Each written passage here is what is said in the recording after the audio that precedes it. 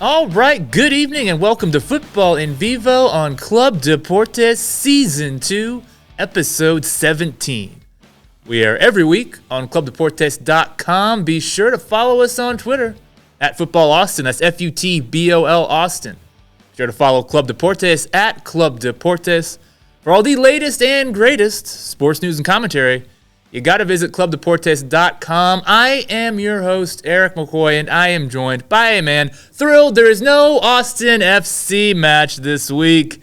It's Jorge Chavez. Yeah, we kind of needed a break, a weekend break from this team. So I concur, Jorge. I concur. I think I've seen about enough of Austin FC for at least a few days. Yeah, exactly. Absolutely. Yeah. Now there is no David Alvarez with us this week, as you may have been able to guess, dear viewer.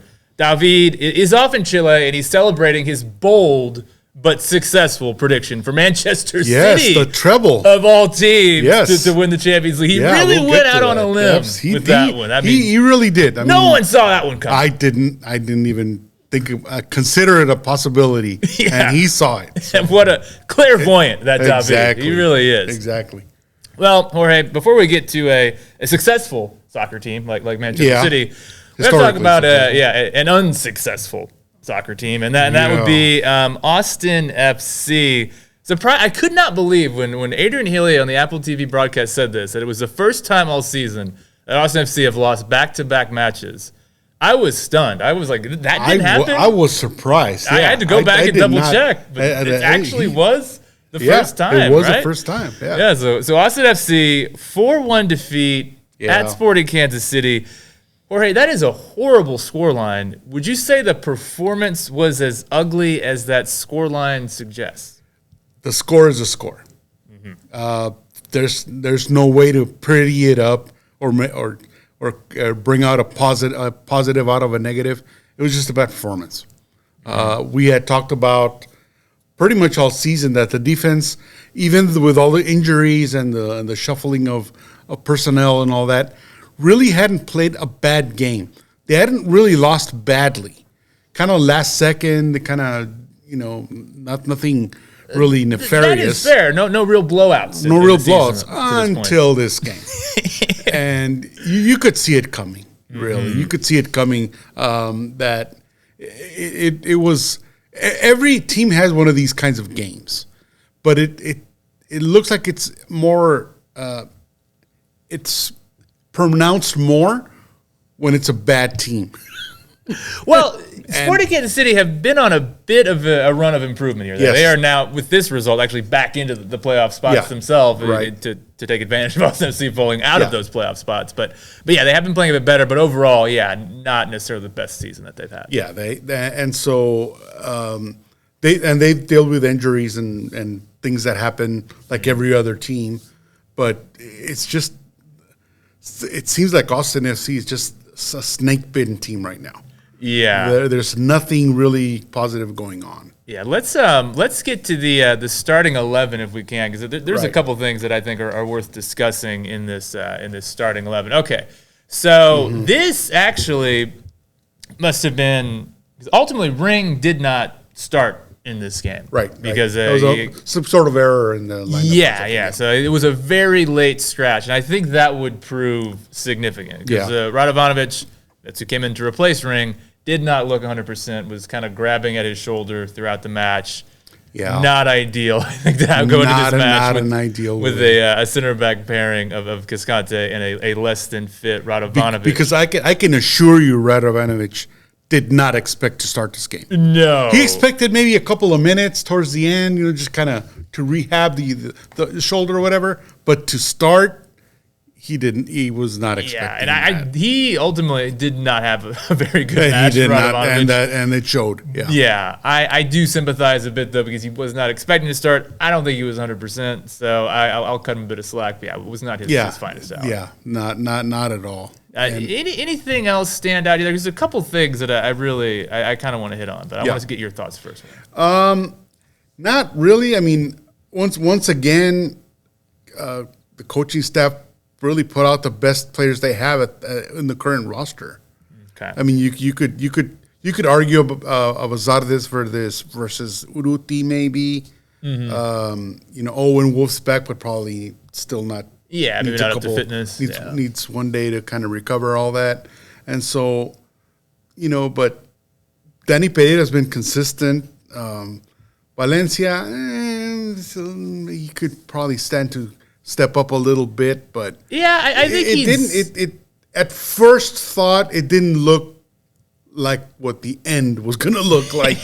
Put it that way. No, I'm not the biggest Valencia fan at the moment, but I think he is probably on maybe one of his better runs of form for Austin FC. Right. But yeah, overall, I think Owen Wolff, that will ultimately maybe be his role. Ring, and when you get the center backs fit, that's where he would slot in. Right. So yeah, I think that there's room for improvement there. The name that I want to point out that has not started these past two matches, and I'm really a bit perplexed as to why, and that is Lundqvist. I'm unaware as to what exactly the reasoning. I mean, I have some theories. But if you look, I actually got some numbers. Surprise, surprise. Oh no. Yeah, exactly. Lundqvist. I mean, this player right here. Yeah. He leads Austin FC in passes into the penalty area per 90 minutes. Yeah. Like that is a very important player in the attacking third. Is second amongst active Austin FC players in crosses into the penalty area. Komanic actually leads that category, but didn't play a whole lot of minutes, and he's out. Yeah. And I had one other. He is first in assists per 90 minutes. Yeah. This is actually a really important player in Austin FC's attack. Underrated for sure, and he understands his role. He knows that he's not the starter, and when he gets his opportunities, he makes the most of them. But I kind of agree with you that I'm kind of surprised that he has not started with all the injuries that are there now. Sort of, 2-3 games for him to get acclimated to his teammates and all that kind of stuff. But since then, he hasn't really been featured in the lineup. Yeah, the last two matches he has not started, and it was coming after a run where that's where he racked up all these stats. Was on the matches prior to this, right? And it was interesting, like what was mentioned, that apparently those Ring suffered some late injury, so it was switch of the starting lineup. But you can't tell me an injured Radovanovic is much better than a Lundqvist, unless Lundqvist is not as healthy as it seems. Yeah, perplexing. Perplexing, I think, is the right word. Austin FC, they're in 12th place. You don't have many players in form right now. He is one of your players in form. Right. You need to do what you can to get him on the field. Absolutely. Exactly. Yeah. And I think if I had to theorize, I think the issue is Austin FC over these last two matches have gone away from the 3-4-3. Since Driussi has been back starting, they've been playing more of a 4-4-2 or 4-2-3-1, kind of that type of formation. And Lundqvist was mainly featuring as that left-sided wing back. So my theory is that Wolff trusts Lundqvist as a wing back, less so as a fullback. My thing is, why exactly are we going away from the 3-4-3?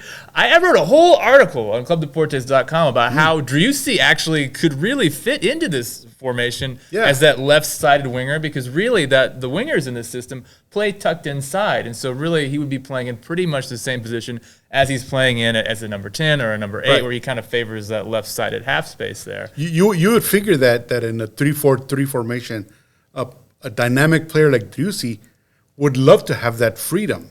So it's kind of like a 3-3-1-3, and that one is Driussi, and he can really go wherever he wants. He can take over and be an attacker. He can go back and be a passer at the midfield to be given that freedom. But when it becomes a 4-3-3, he loses that freedom. He has to kind of stay where he's assigned, and he doesn't have that freedom. So I don't really understand why you switch away. But the other thing is too, we're talking about center backs and Cascante and Radovanovic not really working as a pair. Yeah. So if you go to that 3-4-3 and you slot another center back in alongside those guys, you give them a bit of help, you give them a bit of support. And what you could have done in this match is just drop Lima in alongside them, have him play as a third center back in the 3, and then play Gallagher as the right wing back, Lundqvist as the left wing back, And there you go. There's your back five right there. Right. And you have better defensive support. And I think that also plays into the hands of how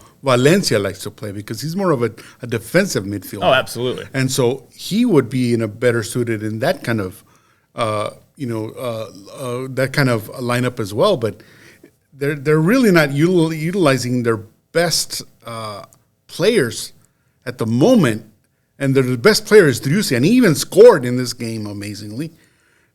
But they're not, I don't think they're utilizing neither Driussi or Valencia in the right way. I really agree with you about Driussi. Yeah. We'll get to the highlights in just a second, Yeah. but I want to kind of jump on that point you made right there, Jorge, because I think it's really important. Driussi in this match was dropping so deep. So deep. There was even a sequence towards the end of the match where he was actually the one receiving a short goal kick from Brad Stuver. So you had the defenders actually pushing up, and Driussi is the guy to receive the ball from the goal kick. That is not where you want your leading goal scorer, your best goal exactly. scorer. You don't want that guy there. You want him in the front or leading the attack. Absolutely. Not receiving balls from Brad Stuver. 100%. That really doesn't have anything to do with personnel. It has to do with tactics and how the coaching staff is thinking about their attack, because that's not the way to do it. And I don't know if they fell asleep or if they kind of threw in the towel for this game, but that's not the way to go. I can oftentimes think that you can tell how well Austin FC is playing by how deep Driussi is dropping. The deeper he is dropping, the worse they are playing. It directly correlates, absolutely. Because the more advanced he is, because he's a midfielder. But when he's given that freedom that we just talked about, he tends to suddenly find himself in the middle of the box almost as an attacker. Yeah, you want him to have freedom in the final third, not so much across the entirety of the pitch. Right, that freedom to be isolated to the final third. Right, because he's got that vision. I think better suited not as a passer but as an attacker. Absolutely. And so he's better suited to receive something in a dangerous position, because he can suddenly whip the ball in a certain way, and there's no way to defend it. But passing from way back there, I don't think that's his strength. There are some number 10s. I think of like a Carlos Gil perhaps with New England, where he goes all over the place. And that's kind of his game. He likes to bring his teammates in. He is more of a facilitator than he is a goal scorer. Driussi, I think, is much more goal scorer than facilitator. And so you want him as close to goal as possible. Now, that's the thing. He doesn't have the ability to do that. Agreed, yes. But it's got to be a specific type of run that he can visualize. Yeah. But if everybody's stacked in the box, he that's not his game. Yeah. It's not a fault of He's not going to play like the Andrea Pirlo, Cesc Fabregas, hero balls over the top. That's not going to be his game. That's not going to be his game. No. Yeah. Most definitely not. Let's go ahead and get these highlights rolling here if we can, Jerry. If we must. Yes, if you're going to make us go ahead and cry, just start sobbing, I think. Look at it, but yeah. Polito, he was sensational. He showed up. He showed up. But I think he was injured last year, so he's probably still a little bit behind in his schedule a little bit. Yeah. But he was there. Found his form in this match. Yeah. A little bit of a dreary night, but they started off like most games, with the attack coming from Kansas City pretty early. Yeah, actually, I would say the opening 10 minutes or so, Austin FC weren't terrible. That is terrible right there. That is terrible. but before this, you had like the Rigoni little chip to Driussi that was nice. That was like the only positive thing Rigoni did all match. So pretty much again. But and then it just kind of quickly went downhill. And this is a recurring theme on this team, just not dealing with crosses, aerial balls well. Yeah, they're mistiming their jumps, or I don't know. I mean, look at that. He didn't even jump. Lost. he just was falling backwards. Lucky. I mean, he would have gotten called for a handball had Kansas City not scored here. And so, and then we go on to the second half, and kind of the same thing here. Just what a bad goal to concede right here. Right out of halftime. That just sort of, again, an aerial ball into the box. An aerial ball, yeah. And so, I mean, I happened to get a notification on Facebook, on the Austin FC fan group, about how bad Brad Stuver is. Did you see that? That was blasphemous. That was blasphemous. I mean, if it weren't for Stuver, we wouldn't have these 1-2 losses, 2-1 losses. I would 100%. They'd be agree. 4 or 5-1. So what do you really want? I mean, you want a guy that some of these things weren't even his fault, really. It's just bad defending. I had to read that like 5 times to make sure it wasn't sarcasm. Is this a joke? I mean, and he brought up numbers and all sorts of stuff. Not exactly the numbers you really should use to be. And really, if you bring in numbers, that's fine, but that doesn't take. I mean, it's not only one guy defending the box. It's Brad Stuver and 3 other. In this case, 4 other guys that just did not show up. Yeah, absolutely. That finish there from Polito, that was really nice. Yeah, that was really good, and it was a good pass. And credit where it's due. It was just an outstanding goal. Yeah, I mean, look at how. I mean, he didn't even look back to a guy that was behind him.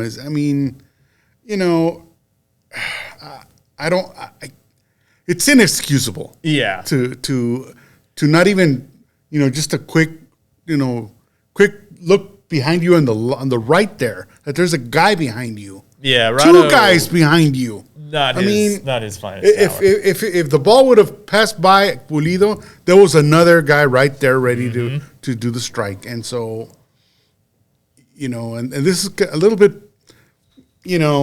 right place, right time, and that seems to be what Driussi does a lot. Yeah, he's got incredible really poacher's instincts. He really does. He's certainly a lot more than a poacher, but he is a very good poacher. Yeah. And that is notable because the header from Cascante was Austin FC's first shot on goal, which was the 61st minute. Yeah, so.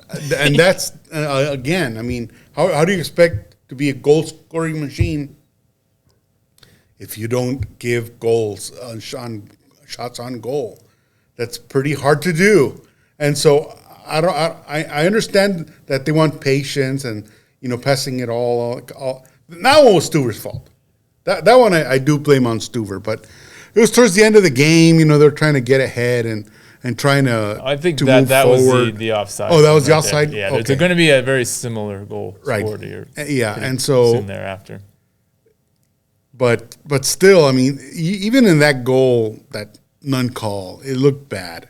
And then there's this one where really they had 3-on-2 and Stuver. Yeah, you want to not still push that right back into the path of the attacker.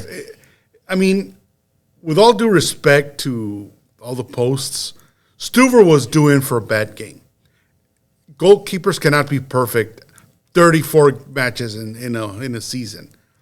So it was just his turn. I mean, absolutely. I mean, the game against Minnesota, he absolutely won Austin FC those 3 points. He absolutely was phenomenal. Yeah, and so in this game, I'll give him a pass. Put it that way. I know it's the 4 goals and a couple of things, maybe bad positioning or whatever. But if in this kind of a season.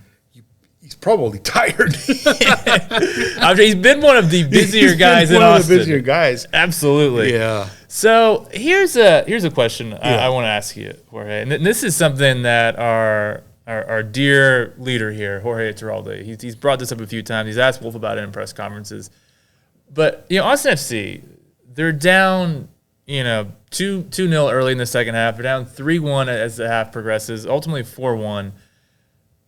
Why are the substitutions so frequently, a like-for-like substitution? Like, I'm thinking of, a Rudy coming on and he replaces Zardes. Like, why can't we see a Ruti and Zardes play together? It was the 87th minute, I think it was, we finally saw Bruin come on to go up top with Rudy. But I'm not necessarily saying I want to see it from the start of a match, but I'd be curious how Zardes and Rudy would play together. Zardes likes to drop deep. They Rudy never likes to hang. Played together all they haven't. I don't think they've played together at all. Unless maybe like a it's brief always, 5-minute period. One substituting the other. And when you're chasing a match, why not put them both out there? Right. Two pretty prolific attacking. Two of MLS's best ever strikers, really. And so it's probably a good idea to put them both in there.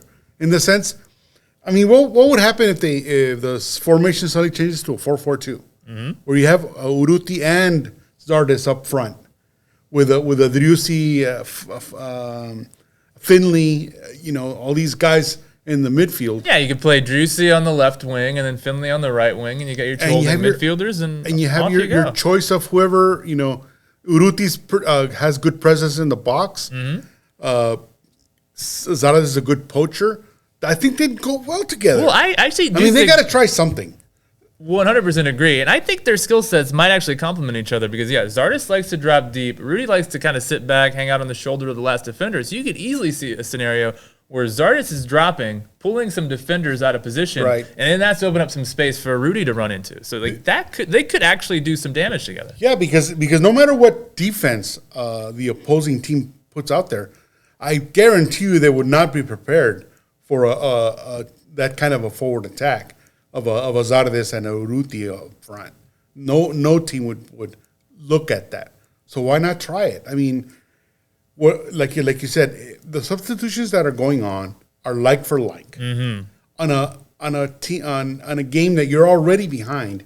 What do you expect the guy to do? To suddenly come up with 3 goals, a hat trick? No, that's not going to happen.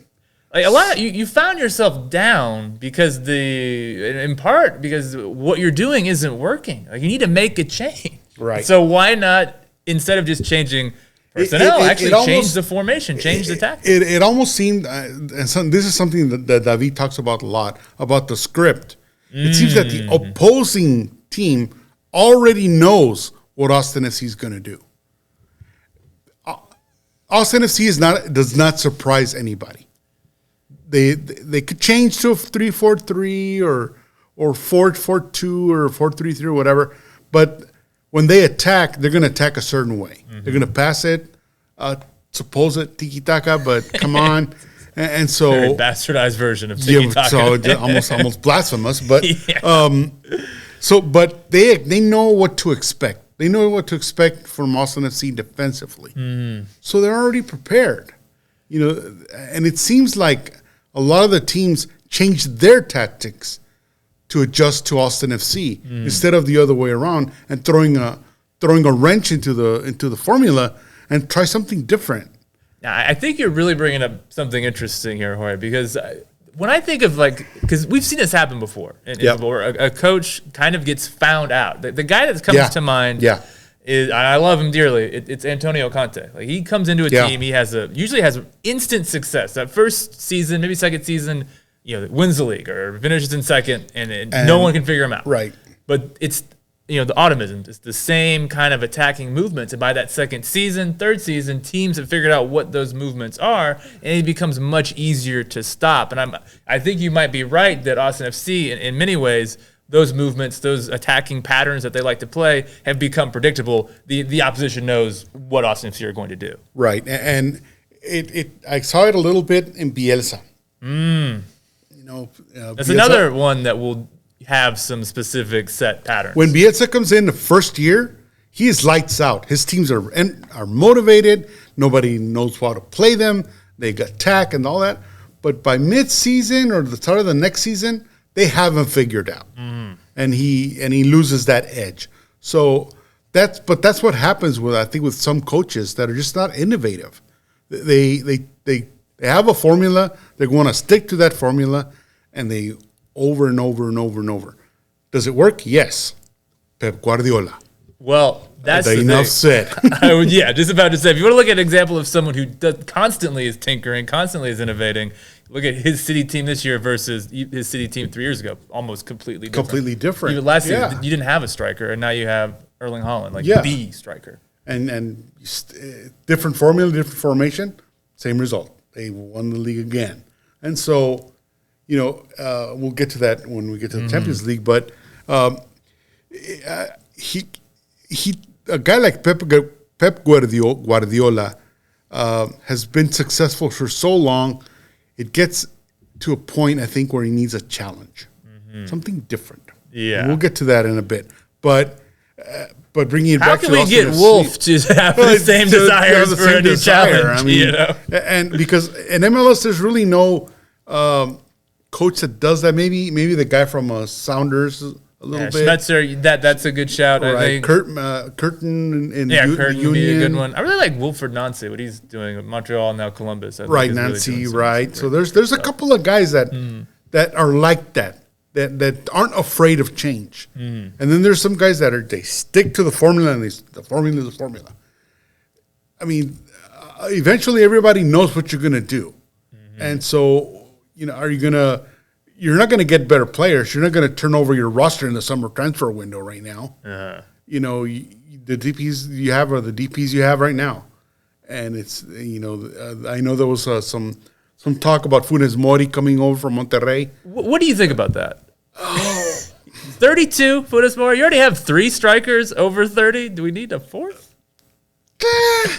I mean, to be fair, Funes Mori has 18 goals. He had a pretty good season at Montreal. He had a really good season against let's say a better league than MLS has at the moment.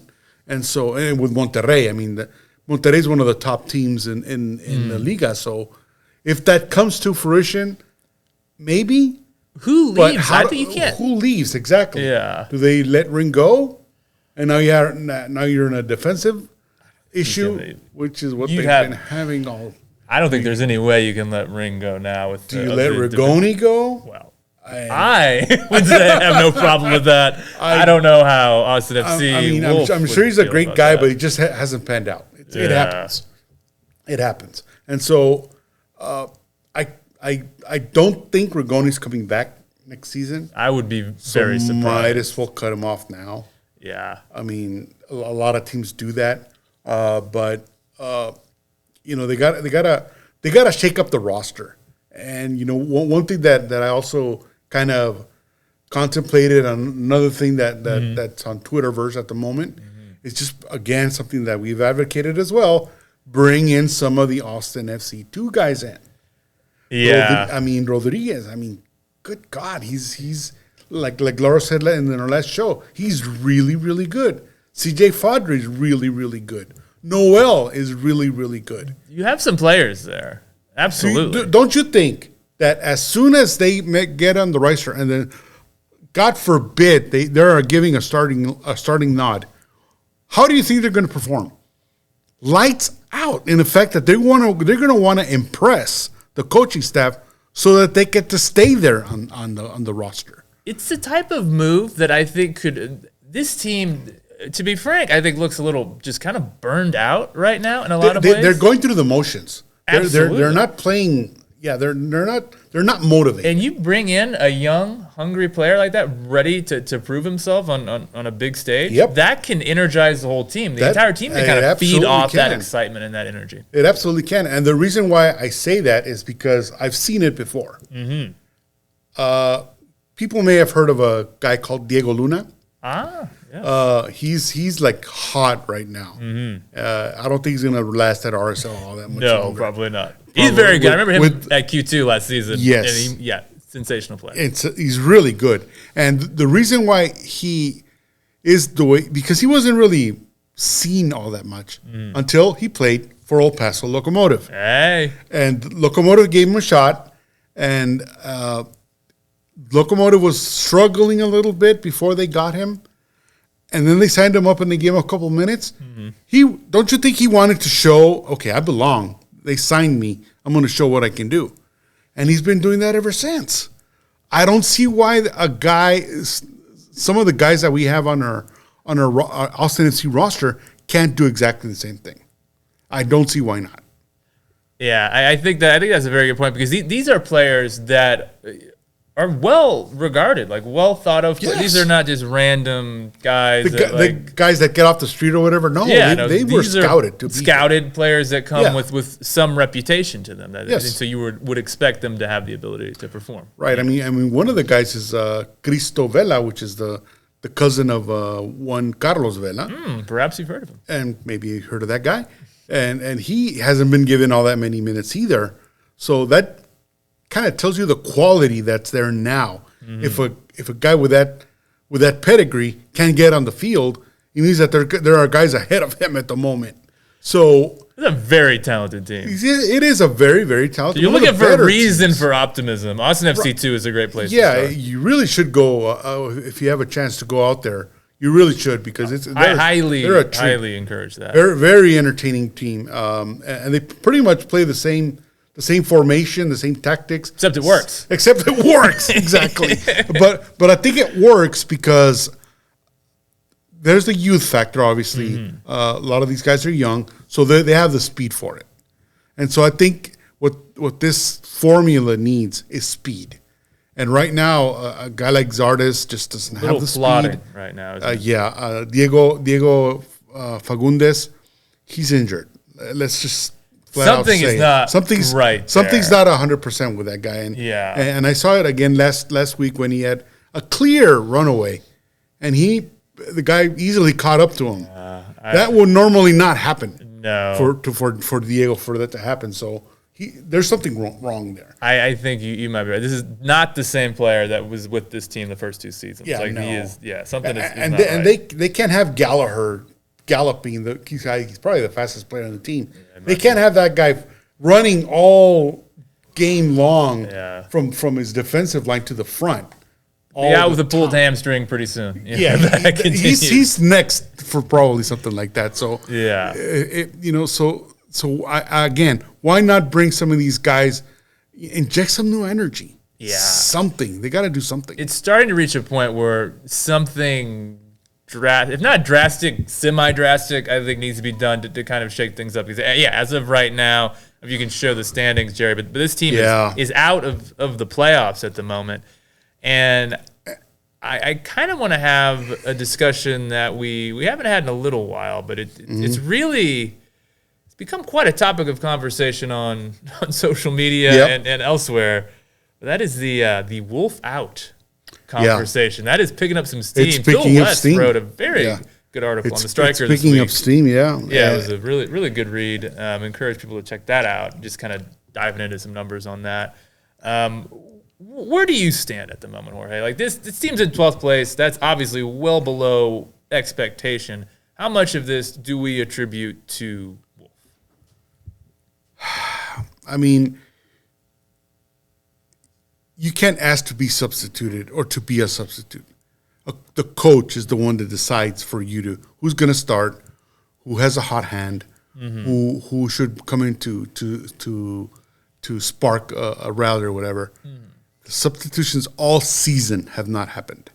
One time I think it happened when they brought in Zardes and he scored the game winner at Q2. But 1 out of 17, no, that's not going to cut it. Yeah, and so a lot of people have come to the realization that there is no accountability for this coaching staff.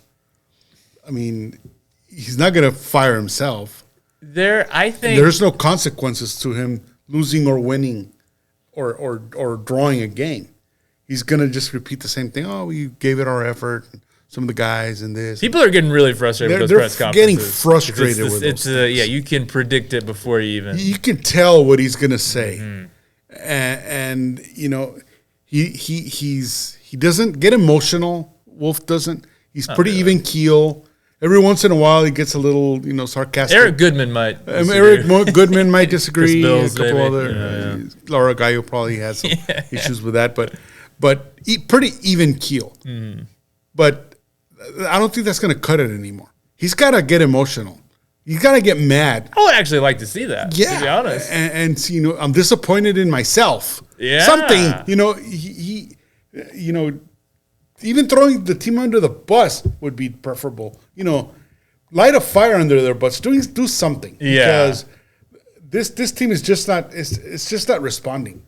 To the coaching staff right now. I think you're right. There are a few things I think to kind of keep in mind.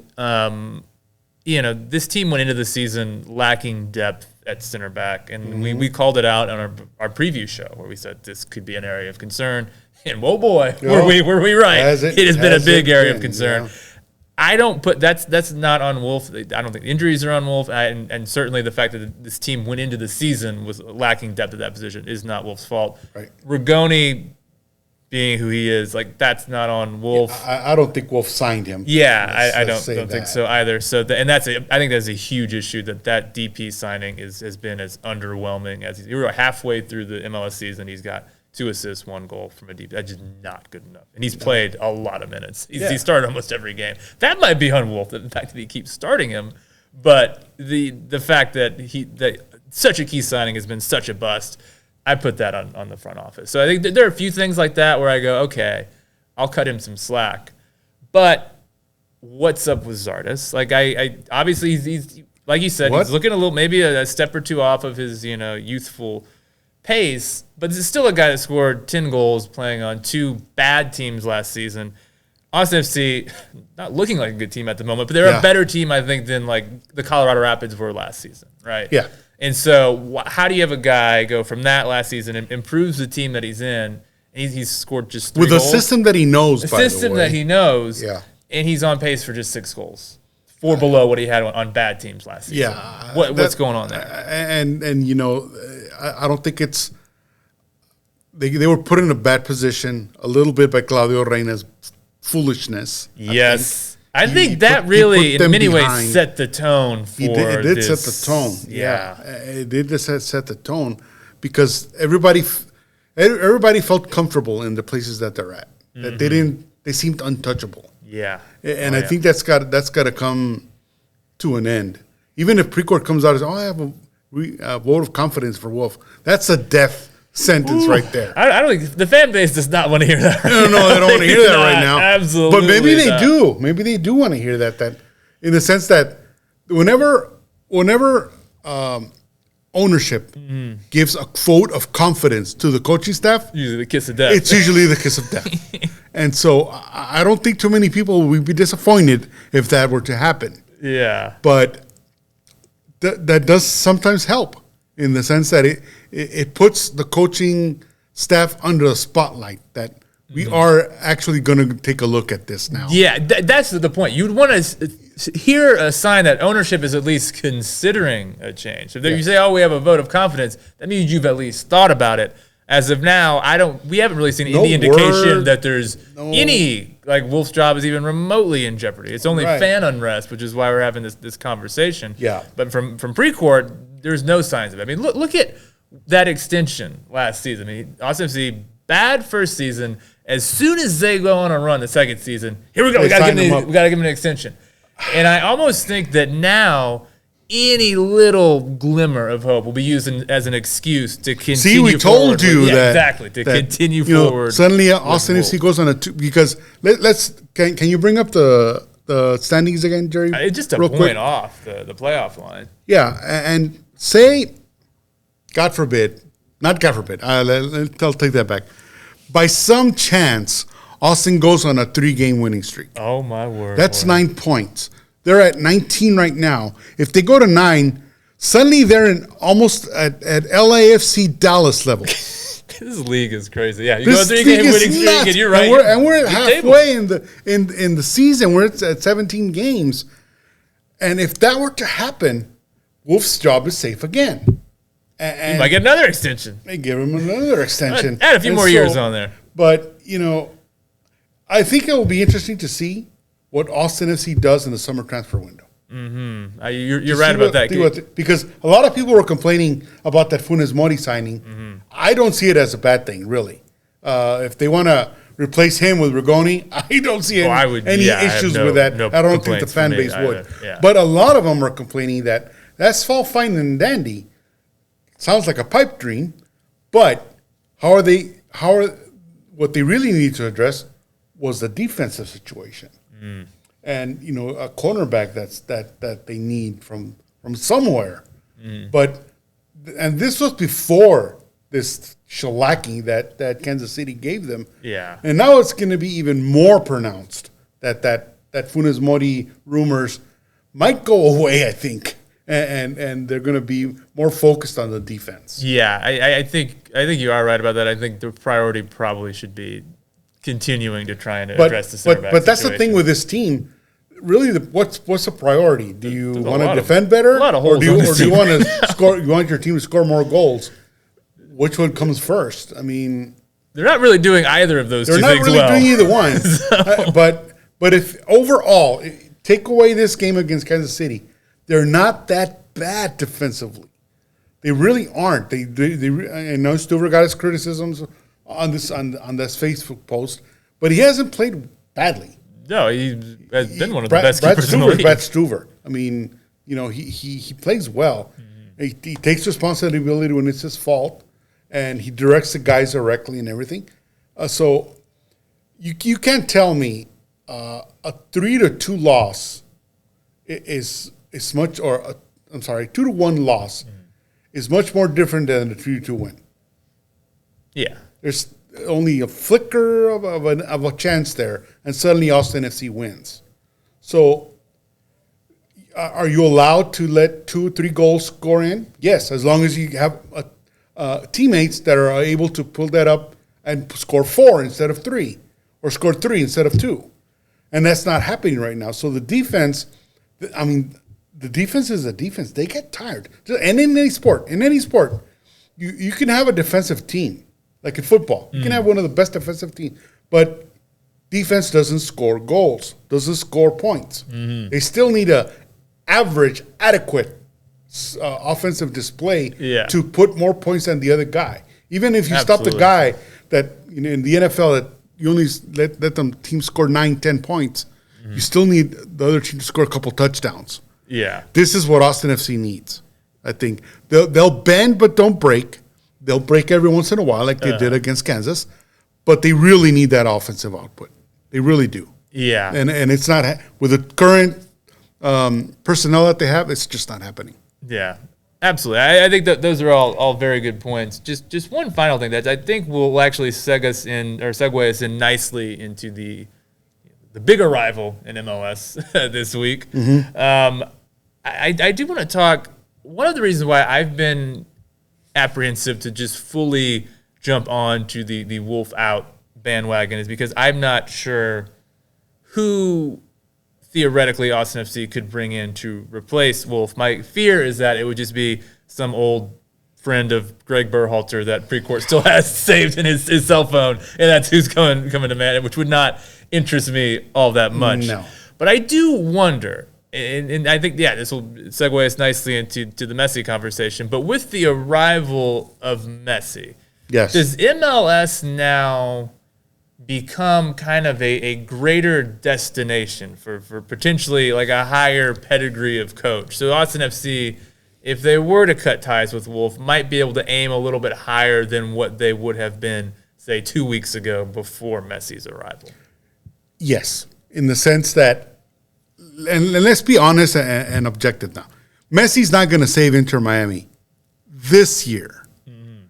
And I think Messi understands that. And those are something about Aguero sending him the table and you're not going to get this team out into the playoffs. Yeah, they're so 7 points back. It could happen, but again, suddenly Messi comes in and scores 2 goals a game, and suddenly this is interesting. I saw their odds to win MLS Cup. They were 300-1 before Messi. They're now 30-1.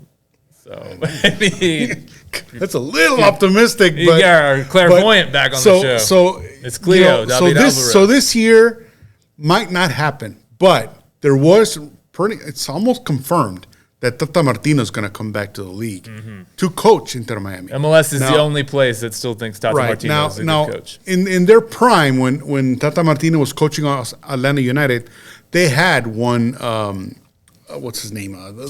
Joseph Martinez, Miguel Almiron. They had some serious players. Yes, they had some Almiron, some of those guys. Gressel was there. Yeah, Gressel. And so you can't tell me that, first of all, they'll have a successful coach, successful club coach.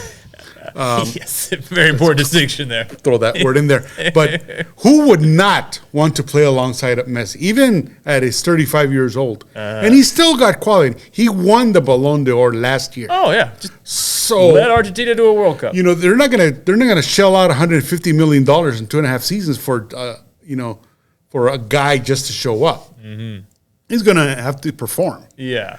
and he himself understands that. So again, this year might be a wash, maybe a feeling out period and all that kind of stuff. But you can't tell me as soon as the season ends that they're going to call almost everybody and overhaul the whole roster and bring in Di Maria, bring in Busquets, somehow divert the DP, the DP rule. Yeah, suddenly a Di Maria gets a green card from somewhere. Yeah, Busquets gets a green card, and they have two DP spots, and they have Joseph Martinez there, and so all these things are falling into place for Inter Miami to be a really, really good team next year. And I think a lot of coaching staff, a lot of coaches that are a little bit, outside of maybe some Liga MX coach, Mohamed comes to mind. I think he'd be a really good coach. Yes. In MLS for a certain team. There's a lot of good coaches. I mean, look at the coach that left San Jose. Oh yeah, I know Almeida. Almeida. Yeah. He left the league and he won a championship when he went back home. We have good teams. We just don't have good players. But a guy like Messi opens up two things: a better crop of talent and the pocketbooks. Because you can't have one without the other. Yeah. You have to have more salary if you're going to bring in better players. And that's one of the not concern, but one of the things that we talked about this last week with Laura about, and Hercules Gomez actually talked about this as well, the parity that there is in Liga MX salary-wise from top to bottom versus top-heavy MLS rosters. You can't tell me you're just going to have a Messi, world-class as he is, and have a bunch of high school kids around him. Yeah. That's not going to be successful. He needs guys around him. He needs people that are obviously not as good, definitely not as good, but with much better talent that they have now, absolutely. Yeah, and I think that's the key is getting those players, not just to Inter Miami, but throughout the league as well. And I think just Messi being here will attract, a higher caliber of player and potentially a higher caliber of coach, which I think to kind of wind down that Wolff out conversation. Yeah, I do think MLS now, I mean, it's kind of like the Beckham thing, right? Yeah. It's like there was MLS pre-Beckham, MLS post-Beckham. Yep. Now there will be MLS pre-Messi, MLS post-Messi. It is like that seismic of a deal. And so if you're Anthony Precourt, you're Austin FC, and this team misses the playoffs or they lose the play-in game, you have an opportunity, I think, to make a statement. And please, just take the opportunity if this continues to go bad. I think all 28 other teams that are not Inter Miami suddenly see a signing like this. They know that things are going to change. They're going to have to invest in better players. They're not this experiment that we have right now about just getting guys off analytics and all this. It's not working. A lot of teams are using the same thing and it's not working. Yeah, how do you differentiate yourself? You need to go the LAFC route. Get guys in here. Guys with like real pedigree, real talent. Real pedigree. And Gareth Bale, he was only here a year, but that signing was a pretty important goal. Was pretty important goal, and he was a pretty important player for the run that they had. I think it was a mistake that he retired. He probably should have stayed here a couple more seasons because let's be honest, he really didn't play all that much before, and I think he's the sort of player that gets better every time with more playing time. So I would have loved to have seen him an extra season or two with him, but just his decision. But again, I think the rest of the MLS now recognizes that Leo Messi is playing in MLS. You can't have just a guy out there. Yeah, it changes. Yeah, from Portland State playing in your. That's not gonna cut it. Yeah, they're gonna have to bring guys in from top European leagues, top teams. Yeah, I think the rest of the league knows that it is time to step up. So let's go. I think we have some video with the this Messi signing here, Jerry. Is it possibly get that rolling here? This is so exciting, isn't it? Oh yeah, absolutely. When that rumor started coming around, I mean, I knew it was pre and post MLS, post Messi MLS. Yeah. Definitely a seismic change there. Yeah, absolutely. And then because suddenly you have guys again, a Di Maria, saying, "Oh, I want to play there." Busquets, "Oh, I like to play there." After this video, I want to Suarez saying, "Oh, I want to play there, but I can't." I want to talk about Yeah. these types of players. Yes. Massive breaking news coming out of the world of soccer. Lionel Messi is expected to come to America. The World Cup. Messi is taking his talents to South Beach. The former Barcelona star and 7-time world's best player announced he will join the David Beckham-owned Major League Soccer team. Bienvenido a Miami, Lionel Messi. This is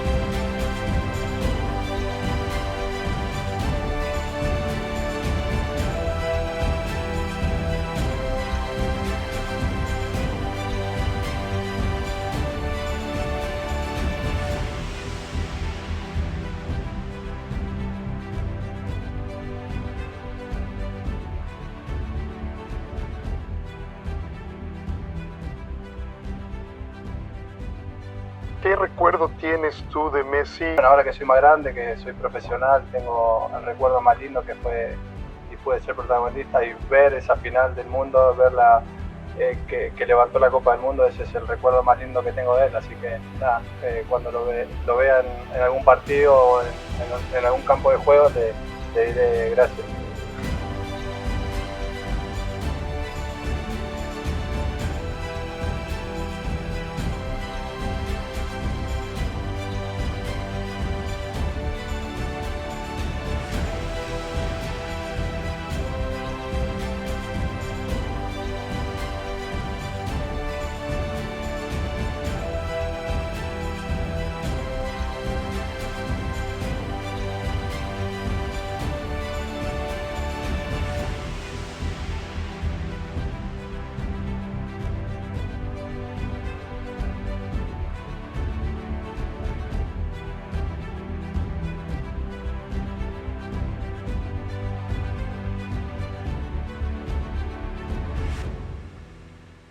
Cuando lo vea en algún partido o en algún campo de juego, le diré gracias.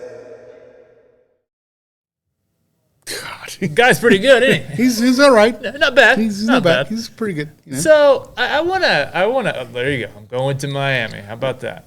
Taking the talents to South. Yeah. So I want. So the players that you're mentioning, and these are all rumors. I think everyone's probably seen these. Sergio Busquets, Jordi Alba, and Di Maria, all rumored to kind of come join Messi in Miami, come to MLS. The thing that these players all have in common, Jorge, is they're all a little old. Yes. And there is a history of older players. This was I think the thing that happened post Beckham. We saw a lot of guys finish with their career in Europe, coming over to MLS, and it's not always really working. It doesn't work out. Yeah, yes. I can think of Frank Lampard did not have his best years in New York City. Andrea Pirlo, Thierry Henry, Steven Gerrard. Yeah, Steven Gerrard. There plenty of names. Carlos Hermosillo, Cuauhtémoc Blanco, on and on. Yeah, there's a long. They sparked. They had a spark initially. Yes. You know, those little olive interest, obviously. They just sort of went away. I would be a lot more excited if there were players like in their early to mid 20s that were now like, let me come to Miami and go. Like if I don't know, just Julian Alvarez, like I'm tired of sitting on the bench at Manchester City. I'm coming to Miami with Messi. Like that, I don't like. That's probably not gonna happen. But that's the type of thing I would be a little more excited about. Are you? What's your take on all those players coming? Excited about it? Or are you a little underwhelmed like I am? I think I'm excited about it in the sense that MLS needs to grow, and this is the way to help MLS grow, to be a viable team. I think for a little while, obviously it was a retirement league when it first started. I watched a little players over their prime started here, played well. And then for a little while, it kind of ebbs and flows a little bit. For a little while, it was a selling league where they would have FC Dallas is a prime example. They sold a lot of guys to Europe. Davies, Weston McKennie, Justin Che, just all these guys. Excuse me. The Aronson guys from the Aronson, from Philadelphia, Jordan Aronson, and all those guys. And so Brendan and Paxton Aronson, a little bit of the Quakes, I think, as well, have that going. Again, guys like Diego Luna probably not going to be at RSL much longer. Owen Wolff probably won't stay that much longer. That's here. A very good point. Yeah. And so, but infusion of names like the best player in the world, the reigning best player in the world, you're not getting that much of a drop off.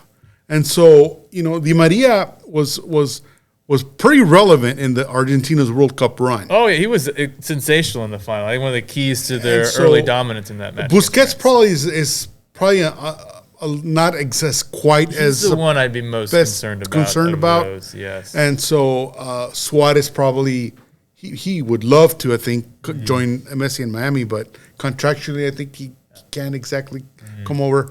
But those are just the guys that have warded it out. I'm sure there's tons of players, and suddenly it's not that far fetched to think that a guy like Mbappe can suddenly show up. See, that's or Lukaku. That's the one. Or not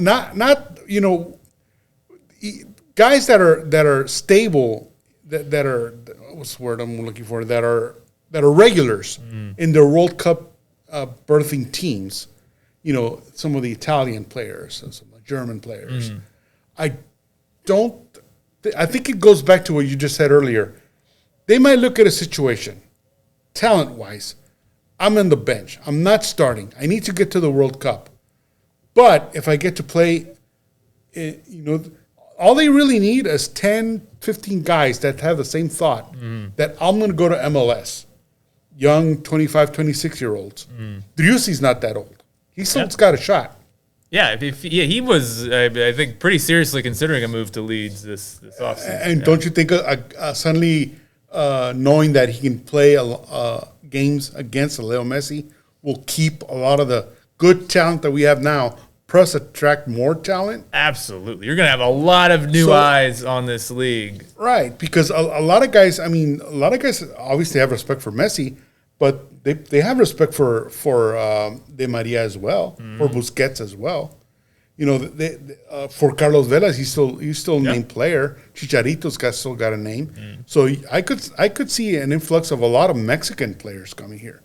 I could see a Linus coming here. We talked about that on air last week, and I agree with you. That's a player I would really like to see. Don't you think Linus, a lot of the Mexican national team players, knowing that there's not really any competition from here till 2026, but they can come to a league where Leo Messi is playing, where Di Maria is playing, where God knows who else had the bright idea to come here as well, they would come here in a heartbeat, no matter what the team it is. So they could raise. Pulido's playing in Kansas.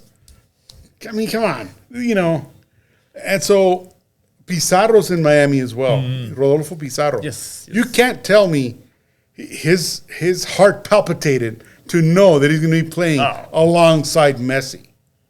he was probably contemplating, I think I'll come back to Mexico. So not anymore. Not definitely going to be a change of plans there. But I think you're right about, players that will now, I think, look to MLS as a place to kind of launch or relaunch. To be seen. Yeah, to be seen. A very, very good way to put it. We talked again. I think it was off air last week. We talked about Ricky Puig as the greatest. This is a guy whose career is an excellent example. His career had kind of stalled for a bit at Barcelona in Spain. Sees him move to MLS. I don't think he's going to finish up his career in MLS. I think he'll be headed back to Europe shortly. He sees the MLS as a chance to kind of put my name back on the map and then get a move back to where I really want to be over in Europe. And that's good. MLS, I think, should embrace, the legends of the game coming here, but also embrace the idea of really talented youngish, prime-ish players seeing this as a destination to make a move elsewhere. I think that is good. But again, this is something we brought up earlier as well.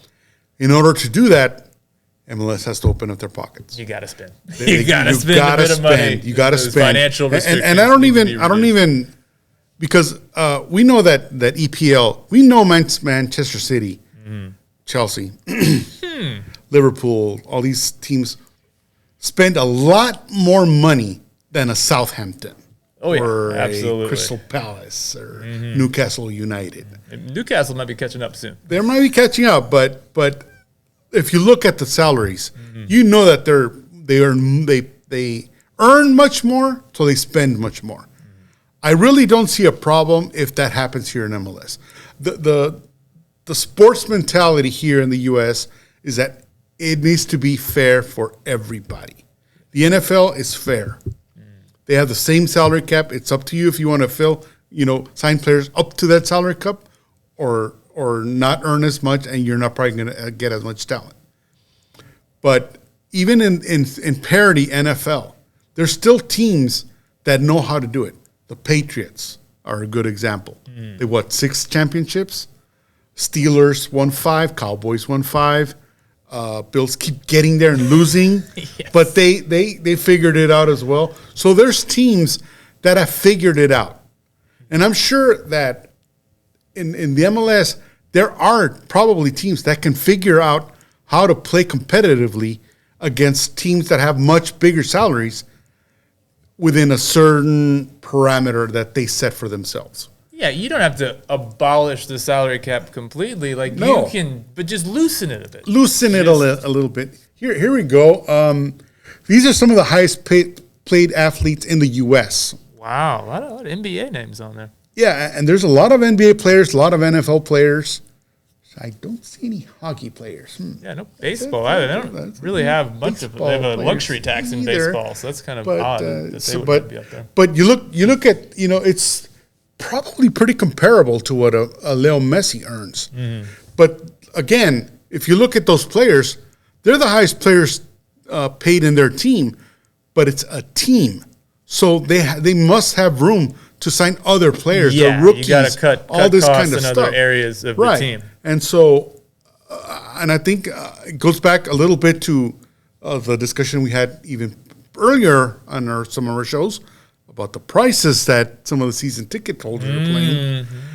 Where was that money going exactly? Is that money gonna transfer into better talent? We shall see. We shall see. So because the rules about DP is you can really sign them for whatever amount of money you want, and they won't count against the salary cap.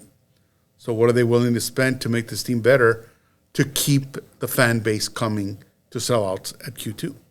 What are they going to do? Absolutely. You got to do something. The league's blockbuster now with Messi, so the other teams need to step up to ensure that they are blockbuster as well.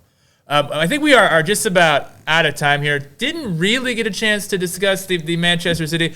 We have an off week with Austin FC next week. Maybe we'll table that discussion for next week. We can do that. We'll take a rain check on City. I don't know if the game is as interesting as some of the bigger picture questions about that team anyway. So right. I think that'll still be relevant next week. Plus we'll have the U.S. Yeah, U.S. Mexico. So definitely there, Jerry is showing that. I appreciate what you're doing there, Jerry, but I really don't. As Chelsea fans, we really didn't need to see this. Not ideal, Jerry. Not not ideal, but not first a great it was, image. First it was the Leon thing, and then this. Look, geez, God. I don't know. With hair, without hair, Pep Guardiola can just show up. A decade in coaching will do to you, right? Shirt untucked, At least he fashionista debonair. All of a sudden, at least he did away with the hoodie for this final. He did. He dressed up. Speaking of hair, that is some very impressive hair. That's right spectacular hair right there. Quite the mane. Yes, and to all the doubters that thought Haaland was not going to do anything in EPL.